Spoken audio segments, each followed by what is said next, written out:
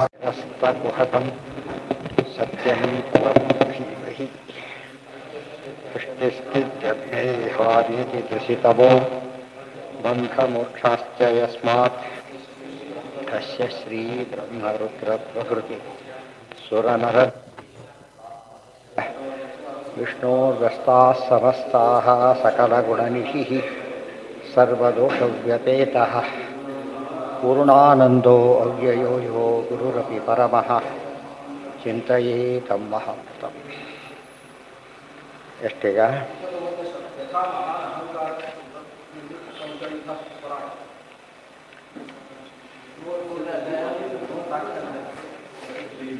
ಯಥಾ ಮಹಾನ್ ಸರಿ ಯಥಾ ಮಹಾನ್ ಅಹಂಕಾರಃ ತ್ರಿವೃತ್ ಪಂಚವಿಧಃ ಸ್ವರಾಟ್ ಏಕಾದಶವಿಧಃ ತಸ್ಯ ವಪುರಂಡಂ ಜಗದ್ಯತಃ. ಮಹಾನ್ ಅಹಂಕಾರ, ಚಿತ್ತವೃತ್ತಿ, ಆಮೇಲೆ ಪಂಚವಿಧ ಇಂದ್ರಿಯಗಳು ಇವೆಲ್ಲ ಸೇರಿ ಏಕಾದಶ ವಿಧ ಇಂದ್ರಿಯಗಳು.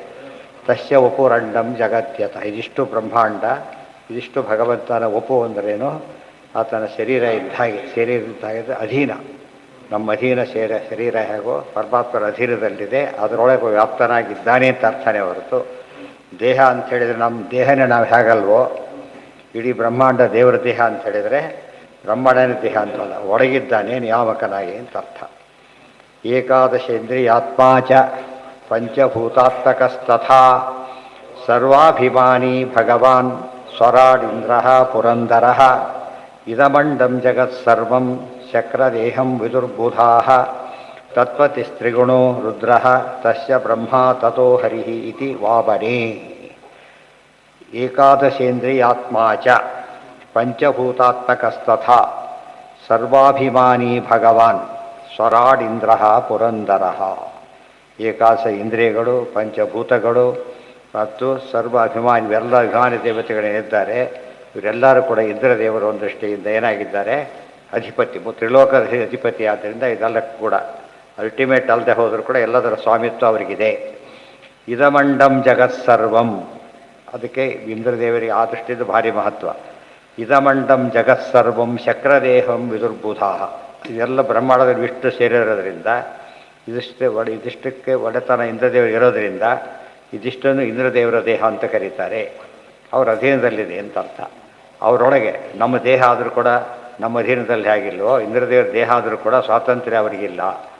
ವಿದುರ್ಬುಧಾ ತತ್ಪತಿ ತ್ರಿಗುಣೋ ರುದ್ರ. ಇಂದ್ರದೇವರಿಗೆ ಪತಿ ಯಾರು ಅಂತ ಕೇಳಿದರೆ ಮೂರು ಗುಣಗಳ ಅಧಿಪತಿಯಾದ ರುದ್ರದೇವರು. ತಸ್ಯ ಅವರಿಗೆ ಬ್ರಹ್ಮ ಅಂದರೆ ವಾಯುದೇವರೆಲ್ಲ ಸೇರ್ತಾರೆ.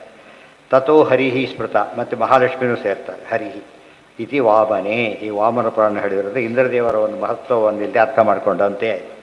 ಆ ದೃಷ್ಟಿಯಲ್ಲಿ ಅರ್ಜುನನಿಗೆ ಮಹತ್ವ ಬರಲಿಕ್ಕೆ, ಟೀಕಾರಾಯ ಮಹತ್ವ ಬರಲಿಕ್ಕೆ ಅದೊಂದು ಒಳ್ಳೆಯ ಕಾರಣ. ಮೂರು ಗುಣ ಯಾವುದು ಅಂತ ಹೇಳಿದರೆ ಮೂರಿದೆ ಅಲ್ವ? ಅಹಂಕಾರ, ವೈಕಾರಿಕ, ತೈಜಸ, ಅಹಂಕಾರ, ಮೂರು ಗುಣಗಳ ಅಹಂಕಾರ. ಯಥೈತಾನ್ ಪಶ್ಯಂತಿ ತದ್ವದೇವ ಜ್ಞಾನಾತ್ಮಕಂ ಮಚ್ಚಾದಿರೂಪಂ ಪಶ್ಯಂತಿ ಅಜ್ಞಾಹ.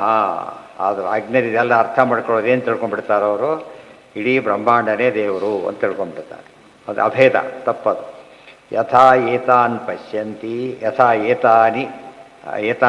ಏತಾನ್ ಪಶ್ಯಂತಿ ತದ್ವದೇವ ಜ್ಞಾನಾತ್ಮಕಂ ಮಚ್ಚಾದಿರೂಪಂ ಪಶ್ಯಂತಿ ಅಜ್ಞಾಹ. ಇವನ್ನೆಲ್ಲ ಮತ್ತು ಬ್ರಹ್ಮಾದಿ ದೇವತೆಗಳನ್ನ ಹೇಗೆ ತಿಳ್ಕೊಳ್ತಾರೋ ದೇವ್ರನ್ನ ಹಾಗೆ ತಿಳ್ಕೊಂಡ್ಬಿಡ್ತಾರೆ. ಅದು ತಪ್ಪದು. ಜ್ಞಾನಾತ್ಮಕ ಶರೀರ ಯಾವಾಗಲೂ ಕೂಡ ದೇವರದ್ದು. ಆದ್ದರಿಂದ ಅವರೆಲ್ಲ ಅಜ್ಞರವರೆಲ್ಲ, ತಿಳುವಳಿಕೆ ಇಲ್ಲದೆ ಇದ್ದವರು. ಜ್ಞಾನಂ ಯೋಗಶ್ಚ ಮನ್ನಿಷ್ಠೋ ನೈರ್ಗುಣ್ಯೋ ಭಕ್ತಿಲಕ್ಷಣ ದ್ವಯೋರಪಿ ಏಕಃ ಏವಾರ್ಥೋ ಭಗವಚ್ಛಂದಲಕ್ಷಣ. ಶಬ್ದಲಕ್ಷಣ. ಜ್ಞಾನಂ ಯೋಗಃ ಚ ಮನ್ನಿಷ್ಠಃ ನೈರ್ಗುಣ್ಯಃ ಭಕ್ತಿಲಕ್ಷಣಃ ದ್ವಯೋರಪಿ ಏಕಃ ಏವ ಅರ್ಥಃ ಭಗವಾನ್ ಶಬ್ದಲಕ್ಷಣಃ. ಅದಕ್ಕೆ ಅರ್ಥ ಹೇಳಿ, ಜ್ಞಾನಭಕ್ತಿ ವಿನಾ ನೈವ ಮುಕ್ತಿ ಕಸ್ಯಾಪಿ ವಿದ್ಯತೆ ತಯೋರೇಕತರೇಣಾಪಿ ವಿಷ್ಣುಗೇನ ಉಭಯಂ ವಿನಾ ಏವಂ ಅಪಿ ಏತಯೋಃ ಏಕಭಾವೇ ಅದ್ಯ ಇದೀಯತೇರ್ಧ್ರುವಂ ಏಕೇನಾಪಿ ಭವೇನ್ಮುಕ್ತಿ ತದರ್ಥಂ ತು ಅನ್ಯ ಸಾಧನಂ ಇತಿ ಹರಿವಂಶೇಷು. ಜ್ಞಾನಂ ಯೋಗಶ್ಚ ಮನ್ನಿಷ್ಠ ನೈರ್ಗುಣ್ಯ ಭಕ್ತಿಲಕ್ಷಣ ದ್ವಯೋ ಅಪಿ ಏಕಹೇವ ಅರ್ಥ ಭಗವಶಬ್ದಲಕ್ಷಣ. ಜ್ಞಾನಯೋಗ ಅಂತಿದೆ, ಮನ್ನಿಷ್ಠ ನೈರ್ಗುಣ್ಯ ಭಕ್ತಿಲಕ್ಷಣ ಭಕ್ತಿಯೋಗ ಅಂತಿದೆ. ಅದೇ ರೀತಿಯಲ್ಲಿ ಕರ್ಮಯೋಗ ಗೊತ್ತಿದೆ. ಜ್ಞಾನಯೋಗ, ಕರ್ಮಯೋಗ, ಭಕ್ತಿಯೋಗ, ಮೂರು ಯೋಗಗಳು. ಮೂರು ಪ್ರತ್ಯೇಕ ಅಲ್ಲ, ಮೂರರಲ್ಲೂ ಕೂಡ ಮೂರೂ ಇದೆ. ಪ್ರತಿಯೊಂದರಲ್ಲೂ ಮೂರು ಇರೋದರಿಂದ ಯಾವ್ದು ಹೇಳಿದರೂ ಕೂಡ ಒಂದೇ ಅರ್ಥ. ಅದು ಬಂದಿದೆ. ಏಕಂ ಸಾಂಖ್ಯಂಚ ಯೋಗಂಚ ಯಃ ಪಶ್ಯತಿ ಸಪಶ್ಯತಿ ಭಗವದ್ಗೀತೆಯಲ್ಲಿ ಹೇಳಿದ್ದಾರೆ. ಅದನ್ನಿಲ್ಲಿ ಈ ಮಾತು ಅದೇ ರೀತಿಯಾದ ಮಾತಿದೆ, ಅದಕ್ಕೆ ಅರ್ಥ ಅದೇ ರೀತಿಯಾದ ಅರ್ಥ. ಜ್ಞಾನಭಕ್ತಿ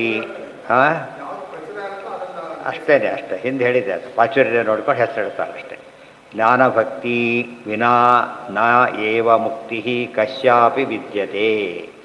ಬರೀ ಕರ್ಮ ಮಾಡಿ ಮುಕ್ತಿ ಆಗುತ್ತಿಲ್ಲ ಇದ್ದರೆ ತಪ್ಪದು. ಜ್ಞಾನಭಕ್ತಿ ಇದ್ದವರು ಮುಕ್ತಿ ಯಾವ ಕಾಲಕ್ಕೂ ಇಲ್ಲವೇ ಇಲ್ಲ.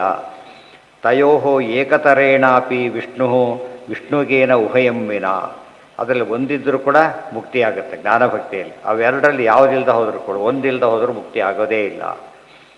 ವಿರೇಣಾಪಿ ವಿಷ್ಣುಗೇನ ಉಭಯಂ, ವಿಷ್ಣುಗೇನ ಎರಡು ವಿಷ್ಣು ಪರವಾಗಿರಬೇಕೆ. ಮತ್ತೆ ಜ್ಞಾನಭಕ್ತಿ ಎರಡೂ ಇರ್ಬೋದು. ಅನ್ಯದೇವತಾ ಪರವಾಗಿದ್ದರೆ ಅದಲ್ಲ, ಮುಕ್ತಿಗೆ ಸಾಧನ ಅಲ್ಲ, ವಿಷ್ಣು ಪರವಾಗಿರಬೇಕು. ಉಭಯಂ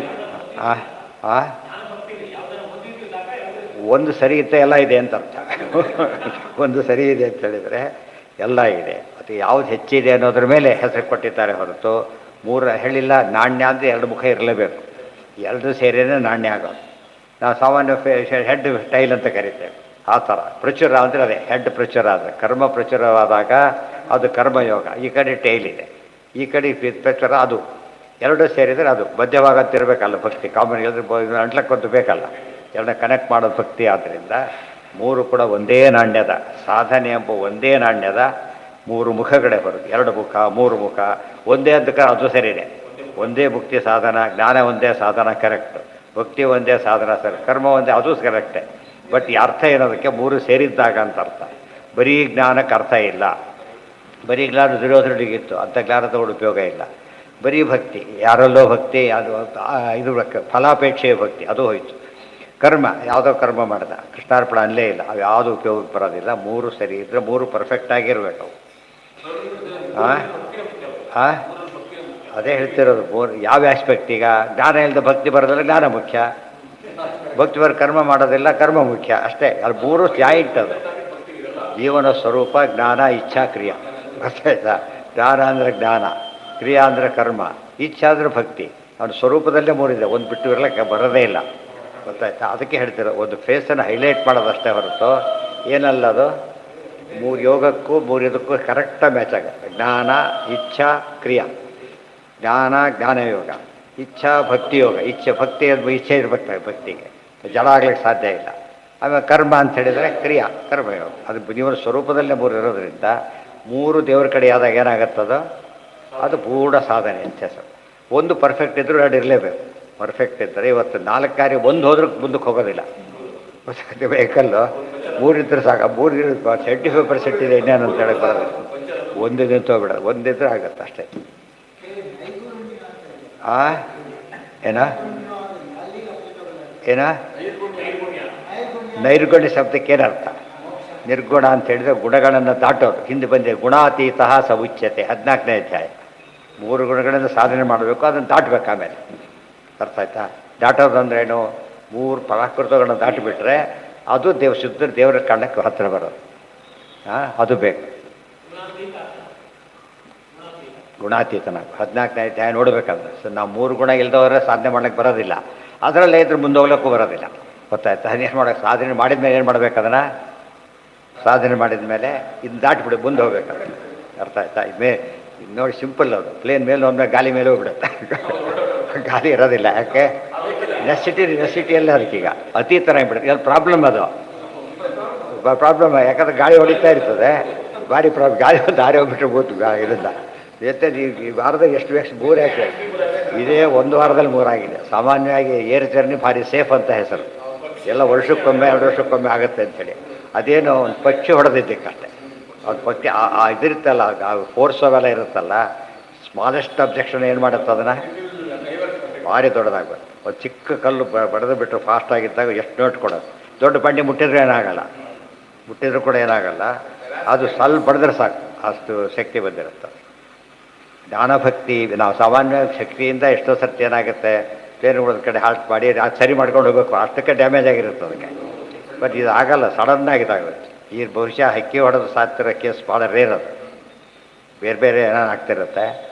ಇವೆಲ್ಲ ಹೆಚ್ಚು ಬರೋದು ಯಾವಾಗಲೂ ಇಲ್ಲ, ಟೇಕ್ ಆಫ್ ಆಗ್ಬೇಕಾರೆ ಇಲ್ಲ ಲ್ಯಾಂಡ್ ಆಗಬೇಕಾದ್ರೆ, ಮಧ್ಯದಲ್ಲಿ ಆಗೋ ಚಾನ್ಸಸ್ ತುಂಬ ಕಡಿಮೆ. ಟೇಕ್ ಆಫ್ ಸ್ವಲ್ಪ ಹೆಚ್ಚು ಕಡಿಮೆ ಆದರೂ ಕೂಡ ಹೋಗಿ ಬಿದ್ದುಬಿಡುತ್ತೆ, ಮೇಲಕ್ಕೆ ಹೋಗಿ ತಕ್ಷಣ ಬಿದ್ದುಬಿಡುತ್ತೆ.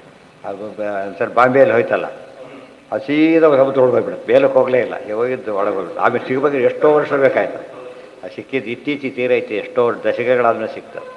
ಅಷ್ಟು ಡೇಂಜರು. ಇಳಿಬೇಕಾರಾಗೋದು ತೀರ ಜಾಸ್ತಿ, ಇಳಿಬೇಕಾದ್ರೆ ಟೇಕ್ ಆಫ್ಗಿಂತ ಜಾಸ್ತಿ ಆಕ್ಸಿಡೆಂಟ್ ಆಗಿರೋದು ಇದು ಮಾಡ್ಬೇಕಾದ್ರೆ, ಲ್ಯಾಂಡ್ ಆಗ್ಬೇಕಾದ್ರೆ. ಸ್ವಲ್ಪ ಅದು ಗಾಲಿ ಹೊರಗೆ ಬರದೆ ಹೋದ್ರೆ ಮುಂದೋಯ್ತು, ಆ ಗಾಲಿ ಹೊರದ್ಬಿಟ್ಟು ಡ್ರಾ ಮಾಡೋದ್ಬಿಡುತ್ತೆ. ಕೆಲಸ ಸಾಮಾನ್ಯ ಹಿಡಿದ್ರು ಕೂಡ ಸ್ವಲ್ಪ ಜರಕ್ಕೆ ಬಂದೇ ಬರುತ್ತೆ, ತೀರಾ ಸ್ಮೂತಾಗಿ ಇಳಿಸೋದು ಭಾರಿ ಕಡಿಮೆ. ಸೊ ಡಕ್ ಅಂತ ಒಂದು ರೀತಿ ಬಂದೇ ಬರುತ್ತೆ, ಅದು ಬರಬಾರ್ದು. ಅದು ಪರ್ಫೆಕ್ಷನ್ ಇದ್ದರೆ ಅದು ಗೊತ್ತು ಕೂಡ ಆಗಬಾರ್ದು, ಆ ಥರ ಬರಲ್ಲ. ಜ್ಞಾನಂ ಯಾತಕ್ಕೆ ಹೇಳಿದ್ದಂದರೆ ಸ್ವಲ್ಪ ಅದೆಲ್ಲ ಆಮೇಲೆ ದಾಟಬೇಕಾದ್ರೆ, ಇಲ್ದೊಡ್ಡ ಉಪಯೋಗ ಇಲ್ಲ, ಗೊತ್ತಾಯ್ತಾ. ಈಜು ಬರೋದು ಈಜು ಬುಡ್ಡಿ ಬಿಟ್ಟು ಕಲ್ತಾ, ಈಜು ಬುಡ್ಡಿ ಬಿಡದೆ ಹೋದರೆ ಕೊನೆಗೆ ಬರೀ ಬುಡ್ಡಿ ಕಟ್ಕೊಂಡು ಆಡ್ತಿರಿದ್ರೆ ಬುಡ್ಡೆ ಈಜು ಆಗ್ಬಿಡುತ್ತೆ ಅಷ್ಟೇ. ನಿಜ ಅದು ಈಜು ಆಗೋದಿಲ್ಲ, ಅದು ಕಲೀಲಿಕ್ಕೆ ಬೇಕು, ಎಲ್ಲ ಬೋರ್ಡಿಲ್ಲಿ ಕಲಿಬೇಕು, ಅವ್ರು ಬೋರ್ಡ್ ತೆಗಿಬೇಕು. ಗುಣಾತೀತ ಅಂದರೆ ಹಾಗಾಗ. ಇವೆಲ್ಲ ಸತ್ತು ಬಂಧಕ ಗುಣಗಳಿವು. ಎಷ್ಟೇ ಇದು ಗೋಲ್ಡ್ ಚೈನ್ ಇದು ಆಲ್ಸೋ ಈ ಚೈನ್, ಗೊತ್ತಾಯ್ತಾ. ಗೋಲ್ಡ್ ಸಾತ್ವಿಕರಿಗೆ ಗೋಲ್ಡ್ ಚೈನ್ ಕಟ್ಟಿರ್ತಾರೆ, ಕೋಳೋದ್ರೆ ಕೋಲ್ಡ್ ಅಷ್ಟೇ. ಅದ್ರ ಬಂದು ಬಿಚ್ಚಿಬಿಟ್ರೆ ಅದು ಬೇಡ ಅಂತ ಹೇಳೋದಿಲ್ಲ. ಗಂಗಾರದ ಬಂಧನನೇ ಅದು ದಾಟಬೇಕು. ನಮಗೆ ಸಾಮಾನ್ಯ ಅದು ಹೇಳಿದ ಆಚಾರ್ಯ ಯಾವುದೂ ಗೊತ್ತಾಗ್ತಿರ್ಲಿಲ್ಲ, ಅದು ಪರ್ಫೆಕ್ಟಾಗಿ ಹೇಳಿದ, ಎಲ್ಲ ಪೂರ್ಣ ಪ್ರಜ್ಞರಾದ್ರಿಂದ ಹೇಳಿದ್ರು. ಬರೀ ಕನ್ಫ್ಯೂಷನ್ ಇಲ್ಲದೆ ಹೋದರೆ ಎಲ್ಲೋದು ಕೂಡ ಶಾಸ್ತ್ರ ಇರೋದೇ ಹಾಗೆ. ತಯೋರೇಕತರೇಣಾಪಿ ವಿಷ್ಣುಗೇನ ಉಭಯಂ ವಿನಾ. ಈ ಲೌಕಿಕ ವಿಚಾರದಲ್ಲೇ ಎಕ್ಸ್ಪರ್ಟೈಸ್ ಬೇಕಿಲ್ಲ.